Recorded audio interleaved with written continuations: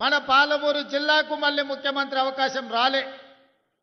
ఎవరు ఈ ప్రాంతానికి మంత్రులైనా ఆ ముఖ్యమంత్రుల చెప్పు చేతల్లో కట్టు బానిసలుగా కొనసాగడం వల్ల మన జిల్లా అభివృద్ధి కార్యక్రమాలు జరగలేదు. వలసలు వెళ్ళే ఈ జిల్లా తట్ట పని, పార పని, మట్టి పని కోసం ఇతర రాష్ట్రాలు, ఇతర దేశాలకు బ్రతకడానికి వలస వెళుతున్న మన కష్టాలను, మన కన్నీళ్లను తూర్చడానికి ఎవరు బాధ్యత తీసుకోలే.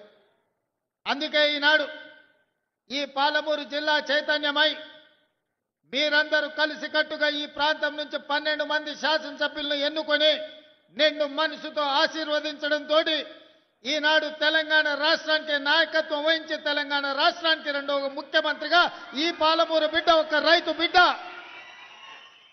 మీ సోదరుడు, మీతో పాటే ఉండి మీతో పాటే పెరిగి ఒక జడ్పీటీసీగా, ఎమ్మెల్సీగా, ఎమ్మెల్యేగా, ఎంపీగా, కాంగ్రెస్ పార్టీ అధ్యక్షుడిగా ఈనాడు తెలంగాణ రాష్ట్ర ముఖ్యమంత్రిగా మీ ముందు నిలబడ్డాడంటే మీరు నిండు మనసుతో ఆశీర్వదించి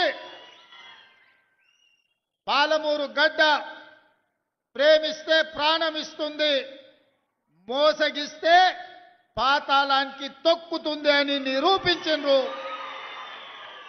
నేనెందుకు ఈ మాట చెబుతున్నా అంటే